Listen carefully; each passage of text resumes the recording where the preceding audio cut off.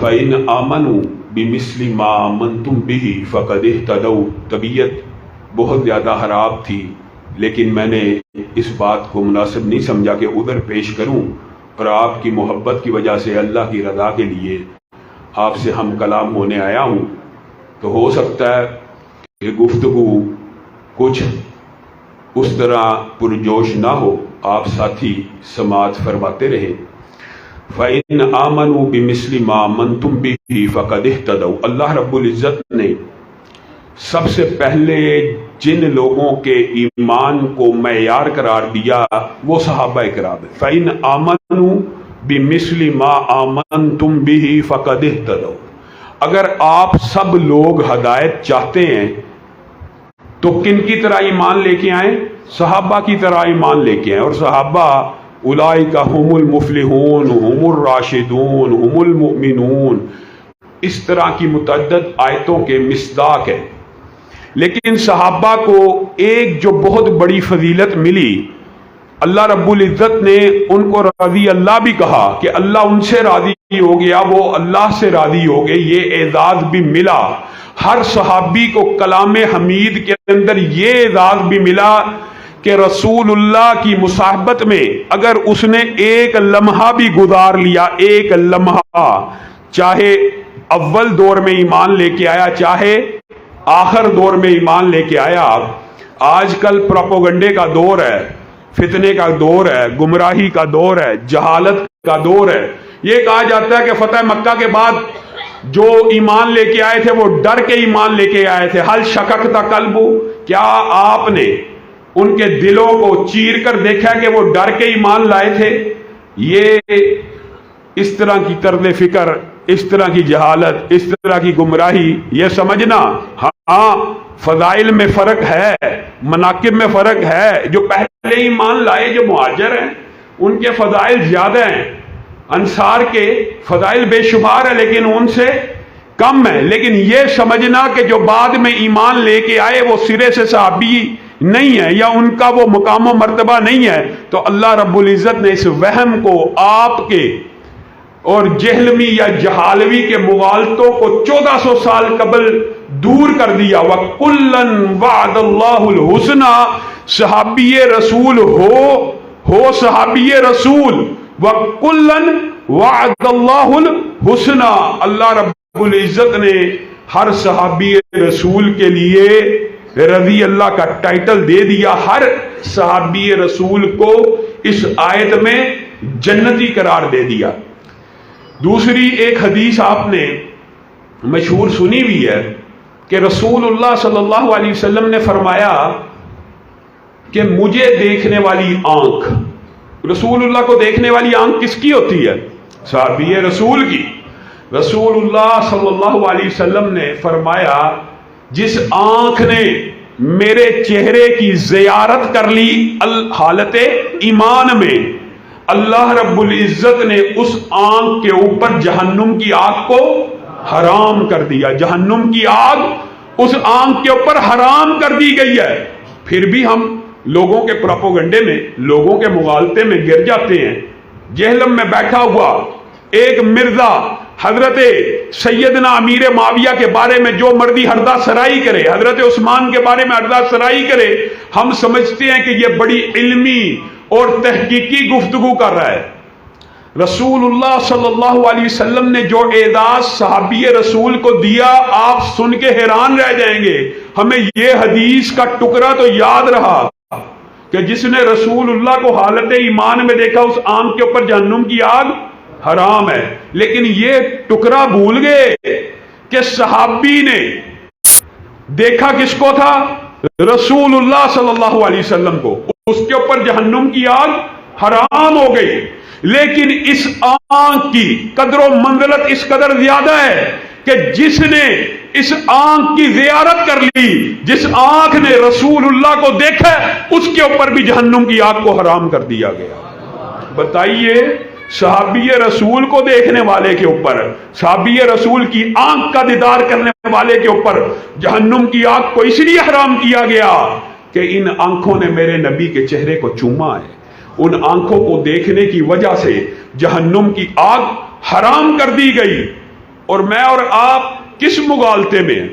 آج طرح طرح کے فلسفے، طرح طرح کے بہروپیے صحابہ کی عصمت کے اوپر، عزت کے اوپر حملہ آور ہیں۔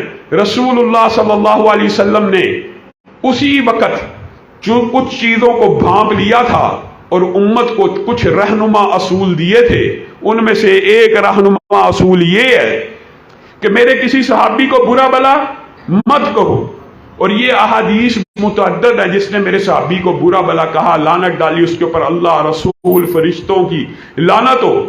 لیکن جس حدیث کی طرف میں آپ کی توجہ مبذول کرانا چاہتا ہوں، رسول اللہ صلی اللہ علیہ وسلم نے فرمایا میرے کسی صحابی کو برا مت کہو۔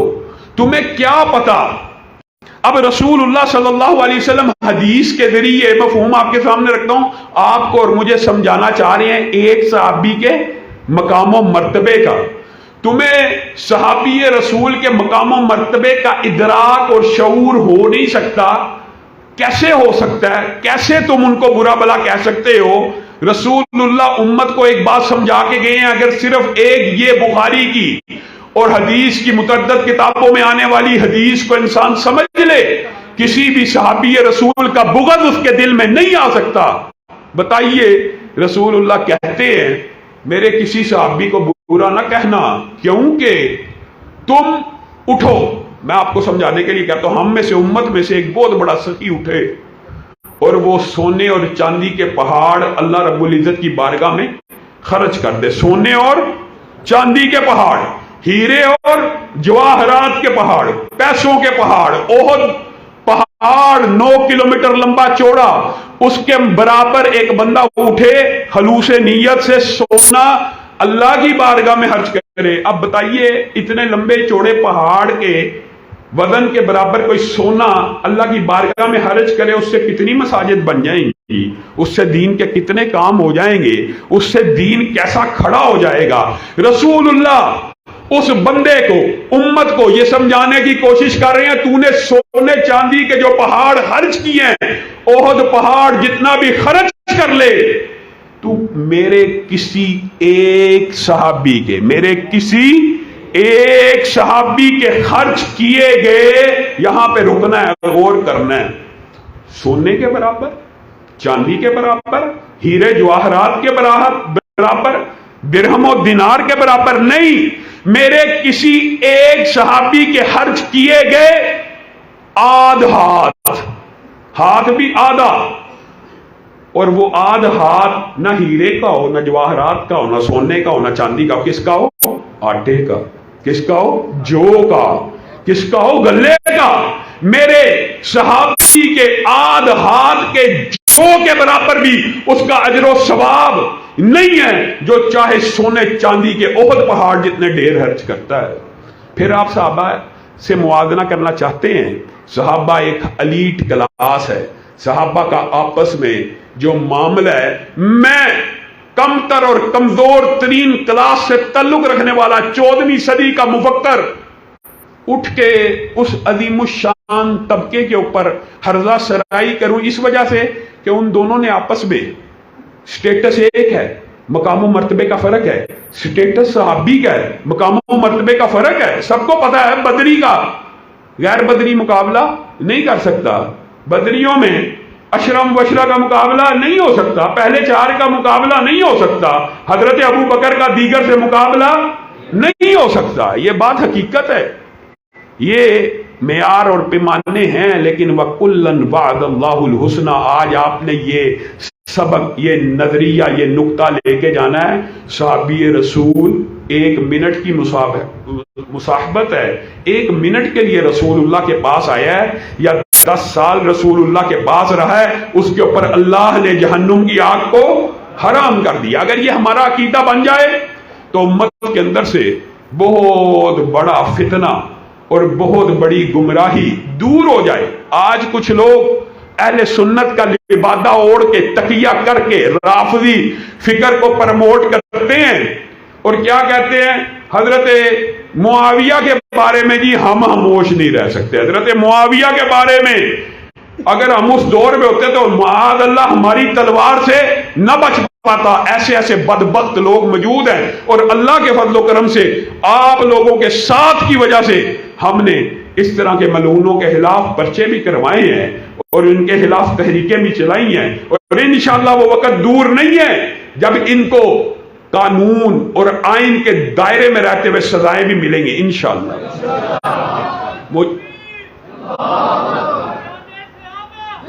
مجھے ایک بات بتلائیے, سیدنا امیر معاویہ کے جو فضائل و مناقب ہیں, سیدنا امیر معاویہ کے بارے میں شکوک و شبہات پھیلا رہا ہے وہ جہلم کا بیٹھا ہوا. سیدنا امیر معاویہ کے بارے میں اور شک جن احادیث کے ذریعے پھیلاتا ہے, کہتا ہے اس کا جواب نہیں دیا, متعدد مرتبہ جواب دے دو, پھر کہتا ہے جواب نہیں دیا. کیا کہتا ہے؟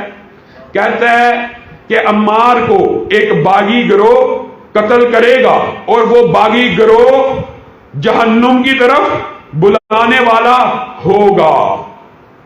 اب اس بات کے اوپر ہم کہتے ہیں معاذ اللہ, جو حدیث کا فہم تو نے سوچا اور سمجھا یہ تیرے فہم کے اندر ہے کہ کیا جہنم کی طرف بلانے والا گروہ سیدنا امیر معاویہ کا تھا, یہ فہم باطل ہے. ہم اس بات کے اوپر معاذ اللہ کہتے ہیں اور کہتے رہیں گے, اور یہ بات بڑی عام فہم ہے. اس بات کا متعدد مرتبہ جواب دیا ہے. مجھے ایک بات بتلائیے, اللہ کے رسول حضرت حسن کو مخاطب ہو کے کیا کہتے ہیں؟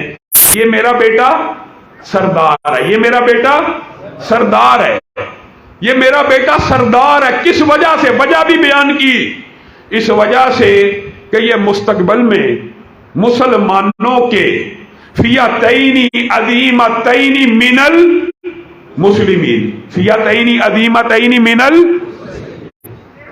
یہ دو عظیم جن گروہوں کو اللہ کے رسول عظیم بھی کہہ رہے ہیں, دو عظیم گروہ, اور گروہ بھی کس کا کہہ رہے ہیں؟ مسلمانوں کا. اور یہ میرا بیٹا سردار ہے, یہ مسلمانوں کے دو گروہوں کے مابین صلح کروا دے گا. یہ میرا بیٹا سردار ہے, یہ مسلمانوں کے دو عظیم الشان گروہوں کے مابین صلح کروا دے گا. جس گروہ کو اللہ کے رسول عظیم الشان کہہ رہے ہیں, مرزا جیلمی کہتا ہے وہ گروہ جہنم کی طرف بلانے والا, معاذ اللہ, وہ گروہ جہنم کی طرف جہنم کی طرف بلانے والا گروہ علماء کا اجماع ہے. کون سا تھا؟ خارجیوں کا گروہ تھا. جہنم کی طرف بلانے والا گروہ کس کا تھا؟ خارجیوں کا. اس کا اطلاق سیدنا امیر معاویہ کے اوپر کرتا ہے. اور یہ عقل کے اوپر پردہ کیسا ہے؟ کیسا عقل کے اوپر پردہ ہے؟ صلح کس نے کی تھی؟ حضرت حسن نے. مقدمہ جنگ کا کس کا لڑتے ہیں؟ یہ حسن و حسین کے مقدمے لڑتے ہیں. اور جس سیدنا معاویہ سے حسن نے صلح کر لی, تو قیامت تک اس سے لڑتا رہ, تیرا بیڑا غرق ہو سکتا ہے, تو حق کے اوپر نہیں ہو سکتا. حضرت حسن نے جہنم کی طرف بلانے والے کے ہاتھ میں بیعت کی, حضرت حسن نے جہنم کی طرف بلانے والے سے صلح کی.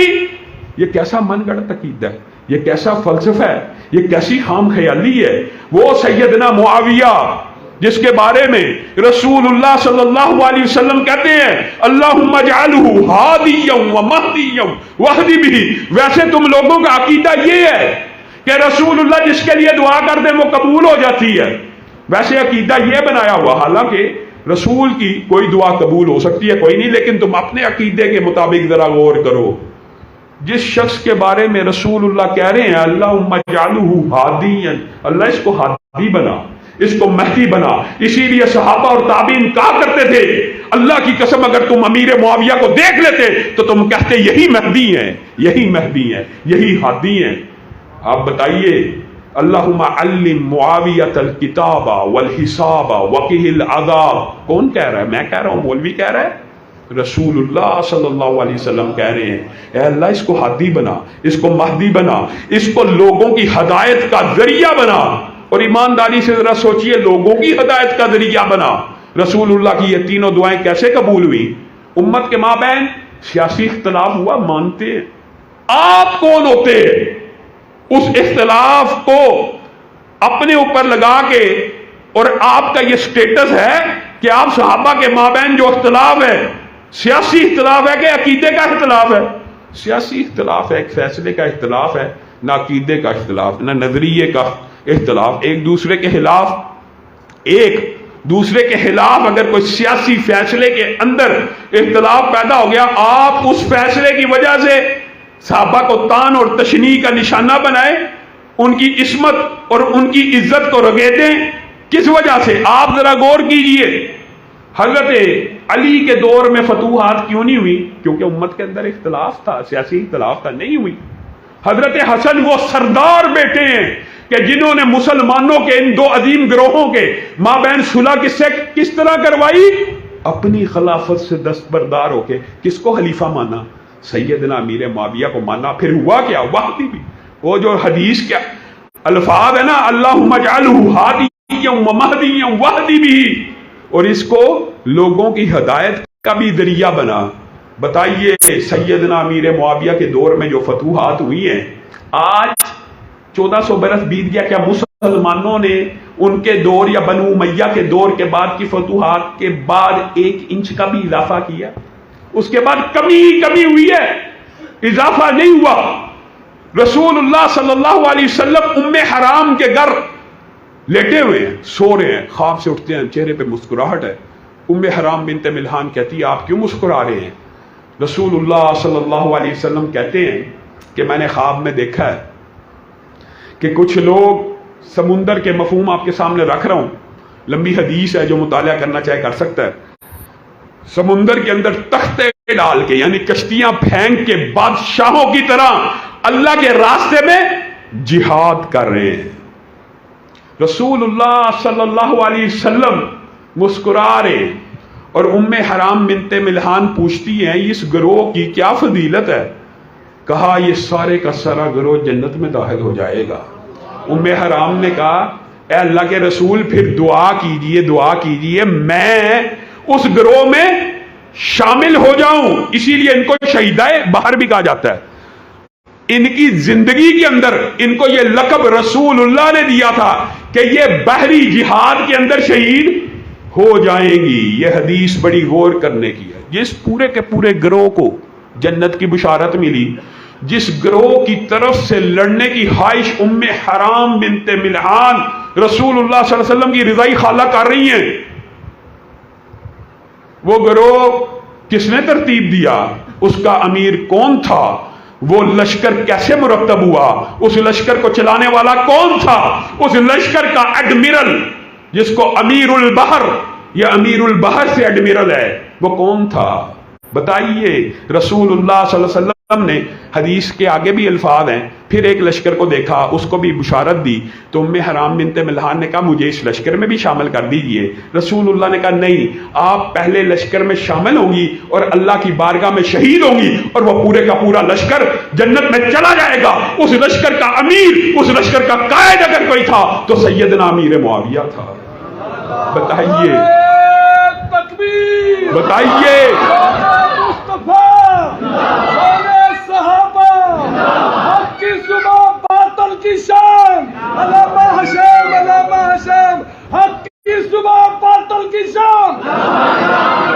بتائیے سیدنا امیر معاویہ معین طور کے اوپر بھی جنتی ہیں، معین جنتی بھی ہیں، ویسے صحابی ہونے کے اعتبار سے بھی جنتی ہیں اور معین جنتی بھی ہیں، اور مسلمانوں کے دو عظیم گروہوں کی حدیث کا بھی مصداق ہیں، اور سیدنا امیر معاویہ وہ ہیں۔ آج اہل سنت کے اندر بھی ایک گروہ کا عقیدہ تو ہے نا کہ رسول اللہ صلی اللہ علیہ وسلم کے بالوں کی ہم بھی مانتے ہیں کہ برکت ہے، رسول اللہ صلی اللہ علیہ وسلم کے تبرکات ہیں۔ آپ کو پتا سیدنا امیر معاویہ نے رسول اللہ صلی اللہ علیہ وسلم کے بالوں کو اور ناخنوں کو کاٹ کر اکٹھا کیا، اور کیا کہا تھا جب میں مر جاؤں، جب میں قبر میں اتارا جاؤں تو رسول اللہ کے بالوں کو میرے کفن میں رکھ دینا، رسول اللہ کے ناخنوں کو میرے کفن میں رکھ دینا۔ وہ جہلم کا گمراہ انسان یہ سمجھتا ہے اور لوگوں کو اس بات کی دعوت دیتا ہے کہ سیدنا امیر معاویہ جہنم کی طرف بلانے والے تھے، عذاب قبر کے اندر رسول اللہ صلی اللہ علیہ وسلم کے صحابی کو، آپ نے وہ حدیث بھی سنی ہے نا، سعد والی بھی، قبر ان کے بھی قریب آئی، رسول اللہ نے کہا ہاں آئی تھی، لیکن پھر میری صحابیت کا لحاظ کرتے ہوئے دور ہو گئی۔ تو یہاں پہ تو کفن کے اندر رسول اللہ کے بال بھی اور ناخن بھی ہیں، اور تو لوگوں کو کیا عقیدہ سمجھا رہا ہے، کیا فلسفہ سمجھا رہا ہے؟ اور اللہ تیرے فلسفے کے مقابل مجھے اور آپ کو کیا فلسفہ سمجھا رہا ہے، وہ فلسفہ بھی سمجھ لیجیے۔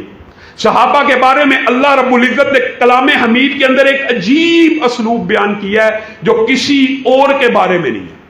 وَإِذَا قِيلَ لَهُمْ آمِنُوا كَمَا آمَنَ النَّاسُ قَالُوا أَنُؤْمِنُ كَمَا آمَنَ السُّفَهَاءُ أَلَا إِنَّهُمْ هُمُ السُّفَهَاءُ۔ بتائیے، پورا قرآن اٹھا لیجئے، پورا قرآن، آپ کو یہ اسلوب قرآن پاک میں کہیں ملتا ہے جو صحابہ کے بارے میں اللہ کا ملتا ہے؟ اللہ کا، محمد الرسول اللہ صلی اللہ علیہ وسلم، والذین معہ اشداء علی الکفار رحماء بینہم کے آگے جائیے، ذالک مثلہم فی التوراۃ۔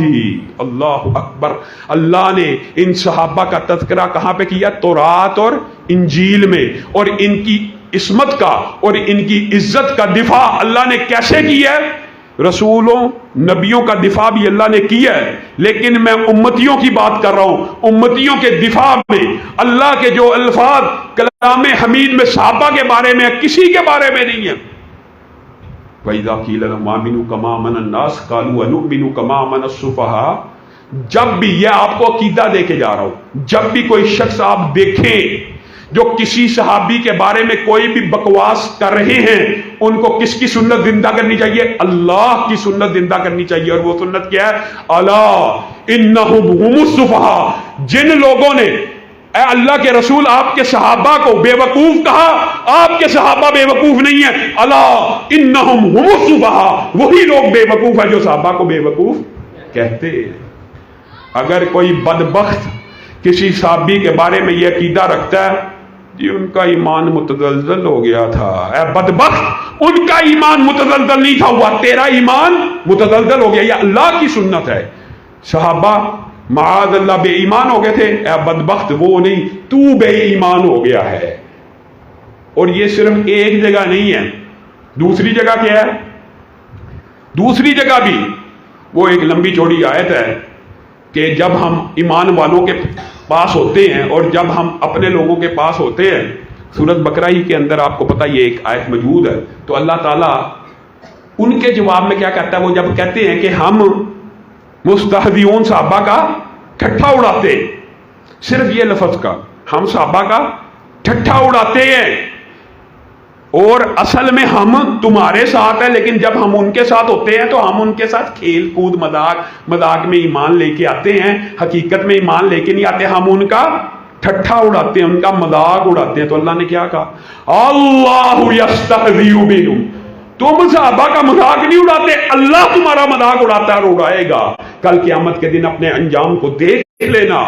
گویا یہ آپ کو عقیدہ اور نقطہ اور نظریہ سمجھ لینا چاہیے کہ صحابہ کے بارے میں کوئی جملہ جو بولتا ہے حقیقت میں وہ اسی کی طرف پلٹتا ہے۔ تو اس میں کتنی بڑی سعادت کی بات ہے کہ اگر میں اور آپ کہیں صحابہ متقی تھے، ہاں صحابہ متقی نہیں، آپ متقی ہو، صحابہ اچھے تھے، صحابہ اچھے نہیں آپ اچھے ہو، جو کہ صحابہ برے تھے، صحابہ برے نہیں تم برے ہو، یہ اللہ کی سنت ہے۔ اور میں اور آپ ہم حدیثوں کو بھول گئے، ہم قرآن کے فہم کو بھول گئے، چند مغالطے شیطانی ابلیسی ہتھ کنڈوں کے سامنے نوجوان ہتھیار ڈھیر کر دیتے ہیں، نہ علم نہ مطالعہ نہ پڑھتے ہیں۔ رسول اللہ صلی اللہ علیہ وسلم نے کیا فرمایا؟ عبداللہ ابن مسعود کی حدیث سنی ہوئی ہے نا، سب نے سنی ہوگی انشاءاللہ، لیکن ایک دہرائی کے لیے، ایک یاد دہانی کے لیے، کتنی عظیم حدیث ہے۔ رسول اللہ صلی اللہ علیہ وسلم کی حدیث ہے کہ عالم ارواح مراد یہ ہے، یعنی زمین و آسمان میں مخلوق پیدا کرنے سے قبل، انسان پیدا کرنے سے قبل اللہ رب العزت نے انسانوں کے دلوں کو ٹٹولا، ان دلوں میں جو بہترین دل تھے ان کو نبی بنایا، اور ان دلوں میں جو سب سے بہتر تھا، اعلیٰ تھا، افضل تھا، اس کے سر کے اوپر ختم نبوت کا تاج رکھ دیا۔ پھر کیا کہا؟ حدیث کے اگلے الفاظ کیا ہیں؟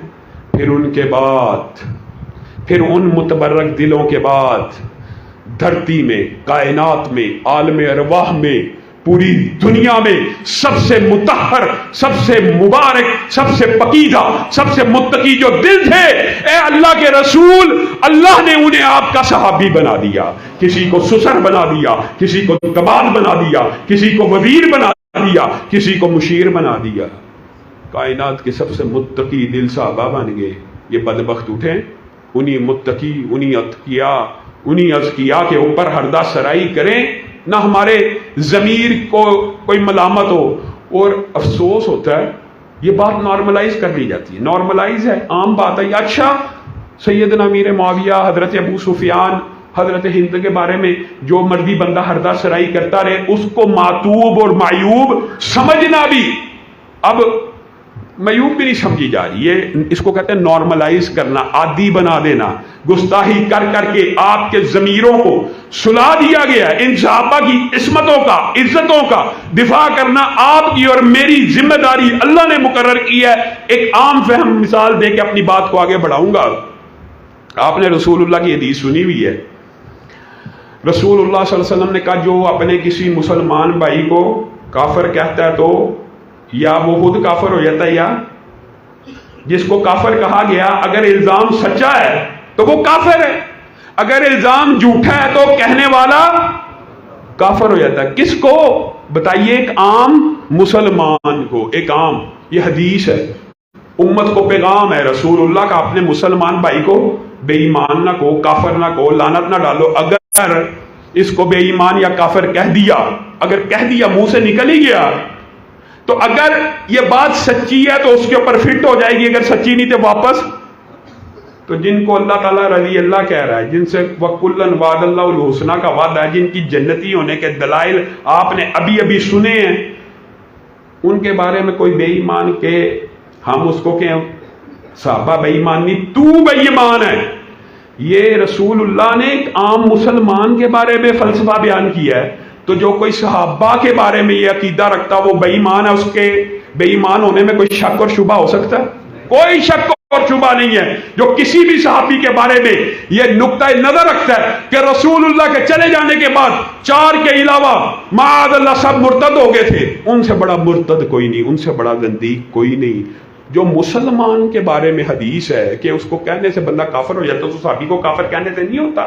یہ لوگوں کو غور کرنا چاہیے، یہ لوگوں کو خود صحابہ کی عظمت اور عصمت کا پھریرا اور جھنڈا اس طرح لہرانا چاہیے کہ لوگوں کے دلوں میں یہ بات راسخ ہو جائے۔ اور یہ بات کہہ کے بھی میں اپنی بات کو آگے بڑھاؤں گا۔ میرے بھائیو، صحابہ کو حقیقت میں اگر آپ غور کریں تو یہ مقام و مرتبہ ملا کیوں؟ آپ کے خیال میں یہ مقام و مرتبہ ملا کیوں؟ ایک تو رسول اللہ صلی اللہ علیہ وسلم کے مصاحبت کی وجہ سے کہ رسول اللہ کو دیکھا یہ مقام مل گیا، لیکن حقیقت میں اگر آپ انالیسس کریں، تجزیہ کریں، تو صحابہ کو یہ مقام و مرتبہ رسول اللہ کی صحابیت کے علاوہ صرف ایک وجہ سے ملا، اور وہ وجوہات بھی محدثین نے لکھی ہیں۔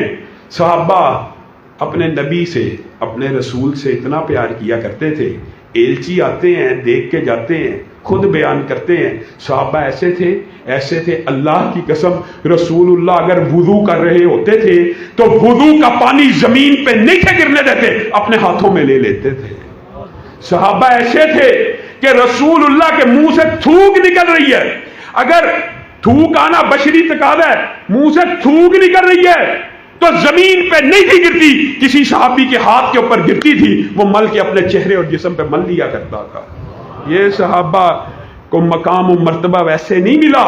صحابی پیچھے چل رہے پیچھے چل رہے، رسول اللہ نے مڑ کے دیکھا یا چلتے نہیں ہو، رکے ہوئے، کہا اللہ کے رسول، ایک نشیپی سی پگڈنڈی، ایک نشیپی سی نالی، ایک ہلکا سا گڑھا آیا تھا، جیسے آج کل گلیوں میں نالیاں ہوتی ہیں، ایک ہلکا سا گڑھا آیا تھا، میری آنکھ اچک گئی، میں دیکھ نہ سکا، آپ نے گڑھے کو پار کرتے ہوئے دایاں پاؤں پہلے رکھا تھا کہ بایاں پاؤں۔ اب میں سوچ رہا ہوں کہ کون سا پہلے رکھوں۔ آپ نے سمجھا صحابہ کو یہ مقام و مرتبہ ویسے مل گیا۔ قبلتین کے اندر آج بھی اللہ تعالی ہم سب کو مسجد النبوی کی زیارت کروائے۔ آپ جب مدینہ جائیں، آپ جائیں مسجد قبلتین۔ اس کو قبلتین کیوں کہا جاتا ہے؟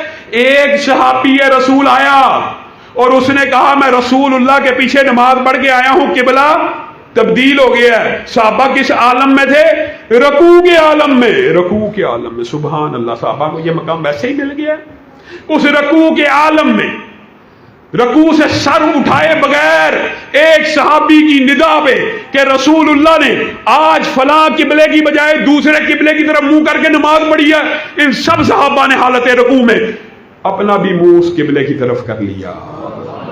اور میرے ذہن میں خیال آتا ہے کہ شاید اگر ان سے پوچھا جاتا کہ رکوع سے سر اٹھا لیتے، اس کے بعد صفوں کو ترتیب دے دیتے، اس کے بعد اپنا منہ خانہ کعبہ کی طرف کر دیتے تو کیا فرق پڑتا؟ تو زبان حال یہ کہتی ہے کہ صحابہ یہ کہتے کہ رسول اللہ کا عمل خانہ کعبہ کا پتہ چلا، خانہ کعبہ کا سنا کہ رسول اللہ نے اب نماز اس کی طرف منہ کر کے پڑھی ہے، اگر رکوع سے سر اٹھاتے تو ایمان چلا جاتا۔ اور یہ بات ہوئی ہے عملی طور کے اوپر بھی۔ ایک صحابی آئے، رسول اللہ صلی اللہ علیہ وسلم جیسے آئیے مجمع بیٹھا ہے، میں کسی شخص کی طرف اشارہ کر کے کہوں یار خاموش ہو جا، بیٹھ جا، رسول اللہ نے بعین اسی طرح خطبے کے دوران کہا بیٹھ جا۔ کہا کسی اور کو، ایک صحابی مسجد کے باہر جہاں پہ آپ جوتیاں اتارتے ہیں اس کے باہر کھڑے ہیں، وہ وہیں پہ بیٹھ گئے۔ رسول اللہ صلی اللہ علیہ وسلم نے کہا جمعہ ختم ہونے کے بعد میں نے آپ کو تو نہیں تھا کہا بیٹھ جاؤ۔ اب یہ دیکھیں، یہ صحابہ نے عملی طور پہ نمونہ پیش کیا کہ اے اللہ کے رسول آپ نے کہا بیٹھ جاؤ، اگر میں کھڑا رہتا میرا ایمان ضائع ہو جاتا۔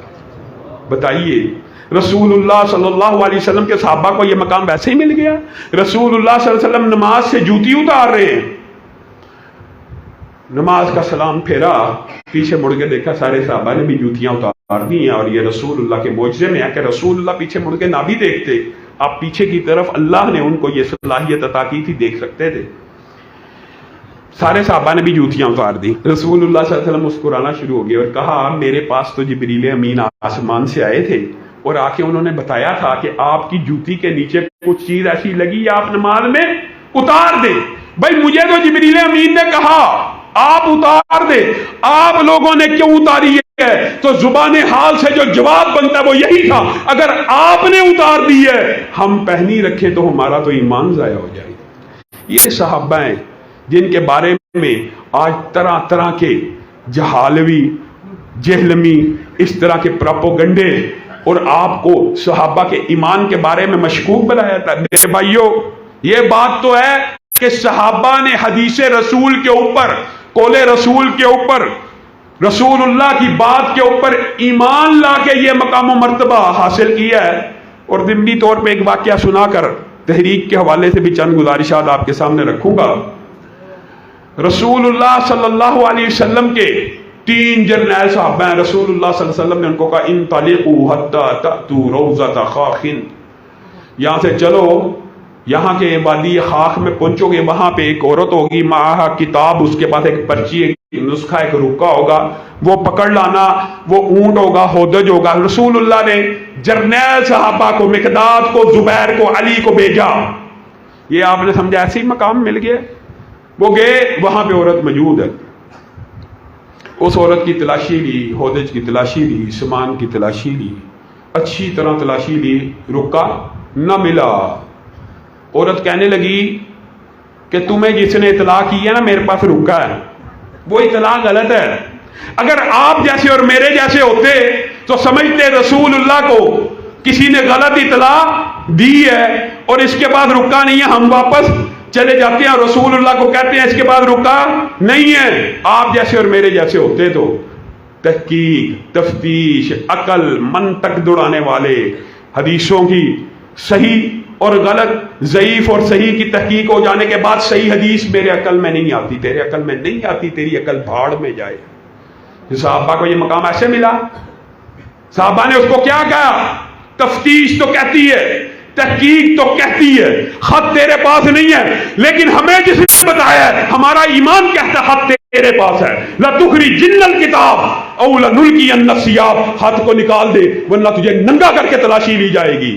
اور حیران ہو جائیں، اگر اس کو ننگا کر کے بھی تلاشی لی جاتی تو خط نہ ملتا، اس عورت نے اتنی مہارت سے اپنے بالوں کے درمیان وہ پرچی پھسائی ہوئی تھی، لیکن اس عورت کو پتا چل گیا کہ یہ کوئی عام لوگ نہیں ہے، کوئی عام ایلچی نہیں ہے، انہوں نے میرے سے اب لے کے ہی جانا ہے۔ تو میرے بھائیوں، رسول اللہ کی حدیث، رسول اللہ کا عمل، رسول اللہ کا قول حجت ہے، دین ہے، وحی ہے۔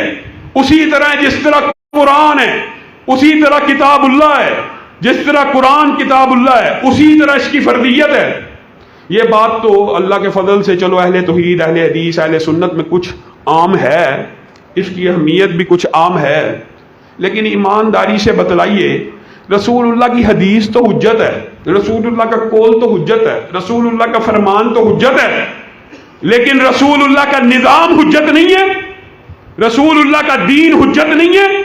رسول اللہ کے جو 1400 سال قبل آپ کو اور مجھے دستور حیات قرآن پاک دیا، یہ صرف ممبروں میں پڑھنے کے لیے آیا ہے، یہ صرف مسجدوں میں پڑھنے کے لیے آیا ہے، یہ صرف سجدوں اور عبادتوں میں اللہ اللہ کے نعرے لگانے کے لیے آیا ہے، یہ سبحان اللہ، الحمدللہ، اللہ اکبر کے گیت گانے کے لیے آیا ہے۔ صرف عبادات بھی ہونی چاہیے، فرد کی زندگی بھی عبادت گزار متقی ہونی چاہیے، لیکن آپ میں سے کوئی شخص بھی، جتنے یہاں بیٹھے ہیں الحمدللہ بہت بڑا مجمع ہے، جتنے یہاں بیٹھے ہیں سارے سجدے میں پڑ جائیں، سبحان اللہ کہنا شروع کر دیں، الحمدللہ کہنا شروع کر دیں، سارا رات سارا دن کہتے رہے، ایک دن نہیں پورا مہینہ کہتے رہے، پوری دنیا کے عالم کفر کو اس سے کوئی فرق نہیں پڑنے والا۔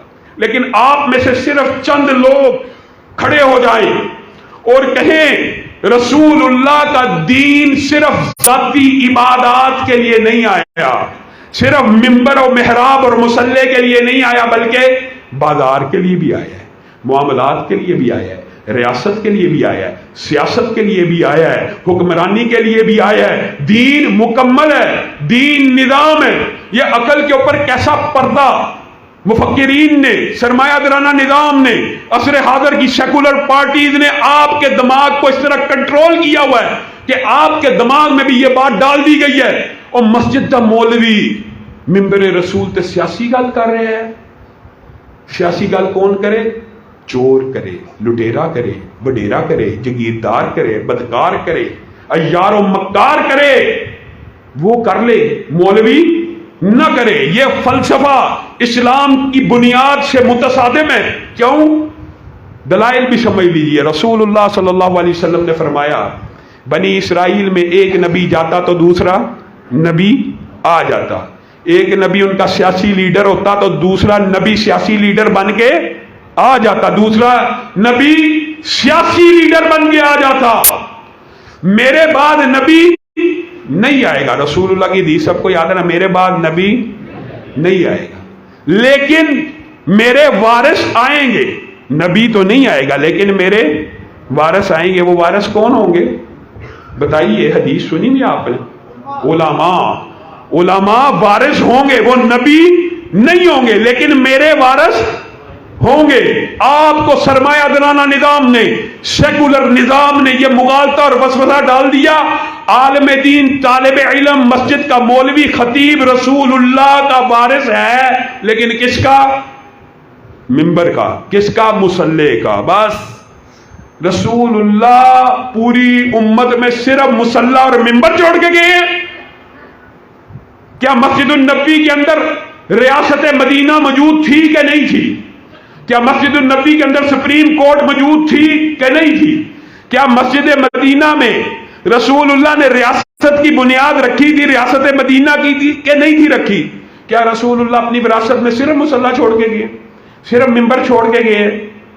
رسول اللہ اپنی وراثت میں تخت نہیں چھوڑ کے گئے، اپنی وراثت میں خلافت نہیں چھوڑ کے گئے، اپنی وراثت میں حکمرانی کے اسلوب یا سسٹم نہیں چھوڑ کے گئے، اپنی وراثت میں معاشرے کے اصلاح کے نظام نہیں چھوڑ کے گئے، اپنی وراثت میں بازار کو درست کرنے کے نظام نہیں چھوڑ کے گئے، اپنی وراثت میں معاملات کو درست کرنے کے نظام چھوڑ کے گئے ہیں کہ نہیں گئے؟ رسول اللہ دنیا سے چلے گئے، ایمانداری سے آپ نے بتلانا ہے، اور آج اس سوچ اور فکر کو لے کر گھر گھر، کریا کریا، کوچا کوچا ایک ایک بندے کی اصلاح کرنی ہے۔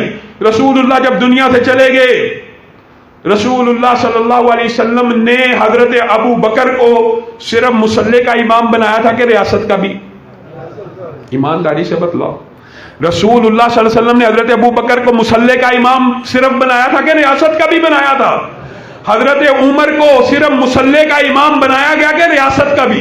हजरत उस्मान को मुसल्ले का इमाम बनाया गया कि रियासत का भी? अली को, जब तक मुसलमानों ने मुसल्ला और रियासत एक रखा, मुसलमान पूरी दुनिया के ऊपर गालिब रहे।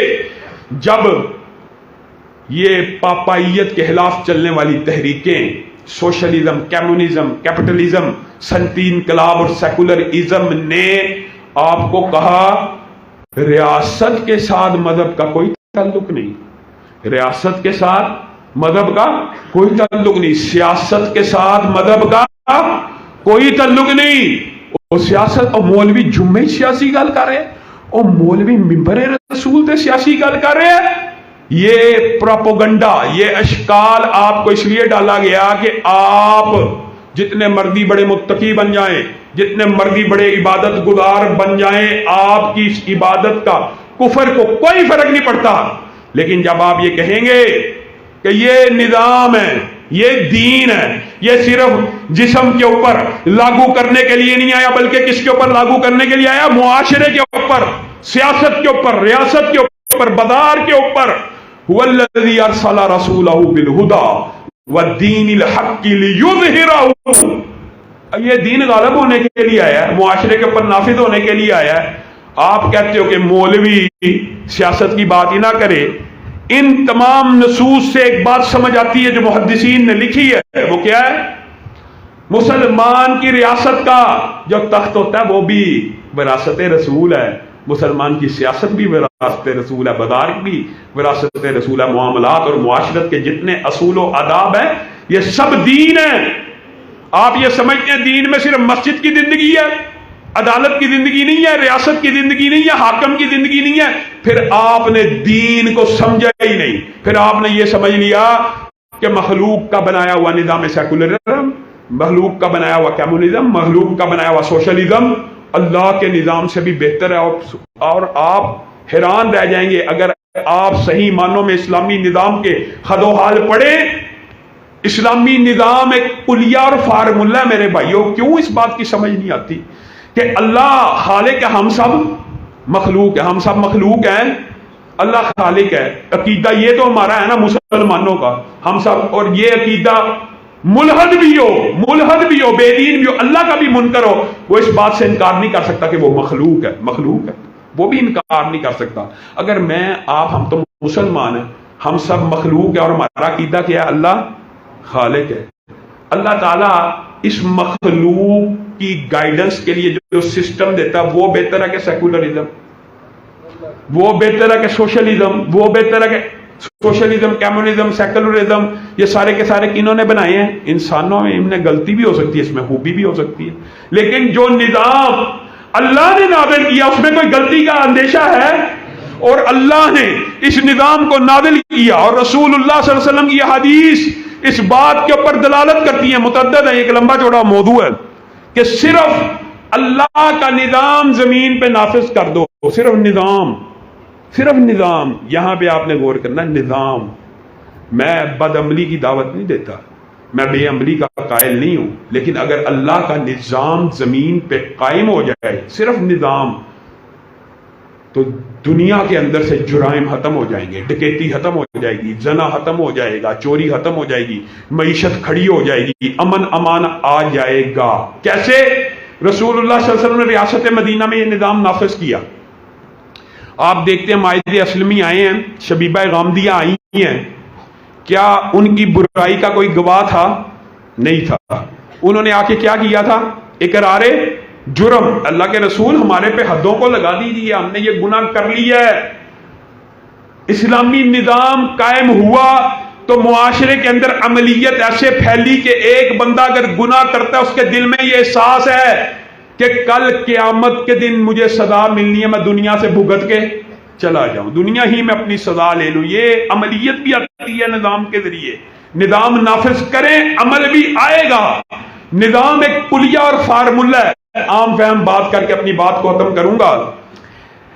ये आजकल जो फिलोसफर्स और थिंकर्स और अकली और मंतकी और मुतकल्लिमीन जो हैं वो पता क्या लॉजिक पेश करते हैं? ठीक है, اسلام غالب رہا، مانتے ہیں، انکار تو کر نہیں سکتے، ٹھیک ہے اسلام کو عروج رہا، ٹھیک ہے آپ کی یونیورسٹیاں تھی، ٹھیک ہے آپ کی پوری دنیا پہ حکمرانی تھی، ٹھیک ہے ٹھیک ہے ٹھیک ہے ٹھیک ہے، لیکن اسلام اس دور کے ساتھ کمپیٹیبل تھا، اس دور کے ساتھ مطابقت رکھتا تھا۔ آج کے دور میں یہ جو نظام ہے یہ سزائیں وحشیانہ ہیں، معاذ اللہ، آج کے دور میں یہ نظام کمپیٹیبل نہیں ہے، یہی فلسفہ ہے، صرف یہی فلسفہ ہے، اور وہ یہ اس لیے کہتے ہیں، ان کو پتہ ہے یہ نظام ایک کلیہ، ان کو پتہ ہے، مسلمان بھول چکے ہیں، ان کو پتہ ہے کہ یہ نظام ایک کلیہ اور فارمولہ ہے، یہ جب بھی نافذ کیا جائے گا رزلٹ سیم آئے گا، جب بھی نافذ کیا جائے گا رزلٹ سیم آئے گا۔ 1400 سال پہلے نافذ کیا، رزلٹ امن، سکون، معیشت کی بحالی، جرائم کا خاتمہ، قتل، ڈکیتی، زنا ختم، رزلٹ سیم۔ آج بھی نافذ ہوگا تو رزلٹ سیم، کل بھی نافذ ہوگا رزلٹ سیم۔ ان کو یہ بات پتہ ہے کہ یہ نظام آ گیا، رزلٹ سیم نکلے گا، اس نظام سے مسلمانوں کو دور کر دو۔ پھر بھی مسلمانوں نے ماضی قریب میں جو جد و جہدیں کی ہیں، ان میں مثال دیتا ہوں، خلیجی ممالک کا آپ نے جائزہ لیا ہوگا، ایک مثال کے طور پہ بات سمجھاتا ہوں۔ سعودی عرب ہے، اس میں اس نظام کے ایک جز کو نافذ کیا، پورے نظام کی بات نہیں ہو رہی، ایک جز کو نافذ کیا، کس کو؟ حدود اللہ کو۔ حدود اللہ بھی نظام کا حصہ ہے۔ آپ حیران رہ جائیں گے، گوگل ہے، اٹھائیے، سرچ کیجئے، اب تو علم چھپا ہوا نہیں ہے۔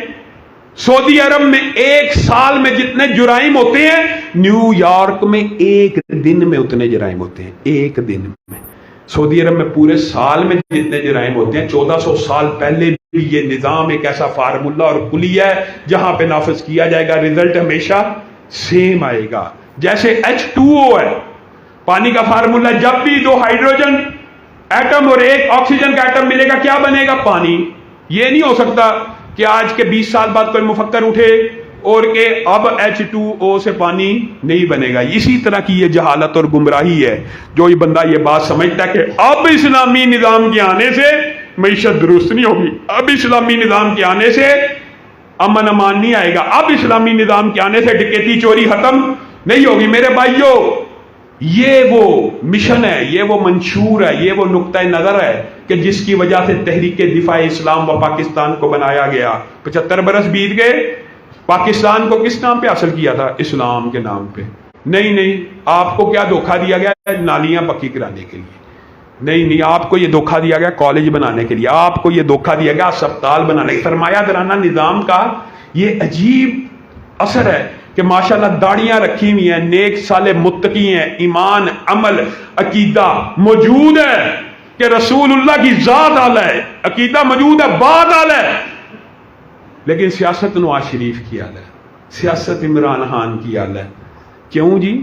رسول اللہ کی سیاست اعلیٰ نہیں ہے، رسول اللہ کی سیاست نواز شریف سے اعلیٰ نہیں، رسول اللہ کی سیاست عمران خان اور زرداری سے اعلیٰ نہیں۔ یہ آپ کو مغالطہ ڈالا گیا ہے، وسوسہ ڈالا گیا ہے۔ یہ 100% 180 ڈگری کے اوپر کھڑی ہوئی سیکولر پارٹیاں ٹرانسجنڈر بل منظور کر لیں، جس نے ووٹ دیا اس گناہ میں شامل ہے، اس گناہ میں شامل ہے۔ جائیے کسی عالم سے فتویٰ لے لیجئے، آپ نے ووٹ دیا، کسی نے یہاں پہ جو بیٹھے ابھی ہم رائے شماری کرا لیں، آدھوں نے نون لیگ کو ووٹ دیا، آدھوں نے پی ٹی آئی کو ووٹ دیا۔ کس کے بندے ہیں جی؟ نون لیگ کا بندہ ہوں۔ کس کے بندے ہیں جی؟ پی ٹی آئی کا بندہ۔ اللہ کے بندے کہاں ہیں؟ اللہ کے نظام کے لیے کھڑے ہونے والے کہاں ہیں؟ اللہ کے لیے اپنی جانوں کو قربان کرنے والے کہاں ہیں؟ اللہ نے جو نظام دیا صرف 1400 سال قبل کے لیے تھا کہ قیامت تک کے لیے تھا؟ اگر قیامت تک کے لیے تھا تو اس کی جدوجہد شروع بھی نہیں کرنی، شروع ہی نہیں کرنی۔ اور جی مولویاں نے کتنے جیتنا ہے، مولویاں نے کتنے ووٹ لینے ہیں، شروع ہی نہ کرو جدوجہد۔ ایسا کفر نے، سیکولرزم نے، سرمایہ دارانہ نظام نے ذہن کے اندر، برین کے اندر فیڈ کر کے رکھ دیا۔ اور میرے بھائیوں، ایک مسجد کا مولوی جماعت کراتے ہوئے تم لوگوں کے آگے کھڑا ہوتا ہے کہ پیچھے؟ آگے کھڑا ہوتا ہے۔ ایک مسجد کا مولوی ضروری نہیں کہ عالم دین بھی ہو، قاری ہو، قرآن جانتا ہو، وہ کہاں کھڑا ہوتا ہے؟ آگے۔ اور ایک عالم دین ہو، آپ قاری قمر صاحب کو، آپ جامعہ محمدیہ میں، آپ اداروں میں، آپ امین محمدی صاحب کے مدرسے میں وغیرہ وغیرہ اپنے بچوں کو اس لیے بھیجتے ہیں کہ وہ عالم دین بن جائیں، اور عالم دین بننے کے بعد नवाज शरीफ जिंदाबाद के नारे लगाएं, इमरान खान जिंदाबाद के नारे लगाएं, क्या निजाम मुस्तफा जिंदाबाद के नारे लगाएं? आप किस लिए अपने बच्चों को भेजते हैं? उलमा नबी के वारिस सिर्फ वही हैं जिनके नुक्ता नजर में ये विजन क्लियर है कि उलमा रहनुमा बनने के लिए आए, मुक्तदा बनने के लिए आए, पेशवा रहबर बनने के लिए आए। मुहद्दिसीन ने लिखा कि रियासत के तख्त की भी कुछ शरायत है। रियासत रसूल, सियासत रसूल और तख्त रसूल और खिलाफत रसूल पे वही शख्स बैठने का अहल है जो मुसलमानों को 5 नमाजें पढ़ाने की अहलियत रखता हो। जो मुसलमान जुम्मा है तो जुम्मा पढ़ाने की अहलियत रखता हो। और करें 75 साल में कोई एक हुक्मरान आपको ऐसा नसीब हुआ है, हो सकता है दोहर असर की किसी तरह यारी से नमाज पढ़ा दें, फजर की कैसे पढ़ाएंगे, जुम्मा कैसे पढ़ाएंगे? यानी आपने निजाम से 180 डिग्री पे चले गए, रियासत इस्लामी बनाई और हुक्मरान चाहे शराबी बन जाए, बदकार बन जाए, बदमाश बन जाए। क्या आप ये बात गवारा करते हैं कि मिंबर रसूल के ऊपर जो बंदा खड़ा हो, यह मिंबर रसूलुल्लाह की विरासत है, इसके ऊपर शराबी को गवारा करेंगे, जानी को गवारा करेंगे? लेकिन तख्ते रसूल के ऊपर जानी को वोट देंगे, इमरान खान जिंदाबाद, नवाज शरीफ जिंदाबाद के नारे लगाएंगे। आपकी अकल के ऊपर तब कोई ऐसा अजीब हथकंडा दिमाग में सवार होगा, तब आपको ये बात समझ नहीं आएगी। ओ खुदा करे कि मेरी अर्ज़े पाक पर उतरे वो फसले गुल कि जिसे अंदेशा ज़वाल ना हो। मैं आप लोगों को गन उठाने की दावत नहीं देता, पिस्तौल उठाने की दावत नहीं देता, डंडे उठाने की दावत नहीं देता। इसी निजाम में रहते हुए अपने नजरियात सीधे करने की दावत देता हूं। सिर्फ नजरियात सीधे कर लें, अमल तो अगली स्टेज है। नुक्ता नजर वादे और क्रिस्टल क्लियर कर लें, सिर्फ इरादा तो करें, इब्तिदा तो करें। अगर बैलेट के जरिए मौलाना फजलुर रहमान KPK से हल्के बनाकर सीटें जीत सकते हैं तो पंजाब के दीन पसंद इतने पीछे क्यों रह गए? पंजाब के दीन पसंदों को ज्यादा ही सेकुलरिज्म ने और सरमायादाराना निजाम ने डुबा दिया कि आप उलमा को, आप दीन पसंदों को, आप इस्लाम पसंदों को वोट नहीं देते। बुलेट के जरिए नहीं, बैलेट के जरिए भी तब्दीली आ सकती है। अल्लाह की कसम आ सकती है। इस्लाम गालिब बैलेट के जरिए भी आ सकता है, आप लोगों के ताउन की वजह से आ सकता है। लेकिन नुक्ता नजर हो तो आएगा ना, नजरिया हो तो आएगा ना, सोच फिक्र हो तो आएगा ना। आप आज चाहे सिर्फ इस मस्जिद में बैठे हुए इरादा कर लें कि हमने एक PP के अंदर अपने पूरे जिले के वोटों को मुज्तमे कर लेना है। हम जहन लोगों के सारे वोट इधर मुज्तमे कर लेने हैं। ना भी हो आप इबलाग करें। अल्लाह की कसम पाकिस्तान में इस्लाम पसंद ज्यादा हैं।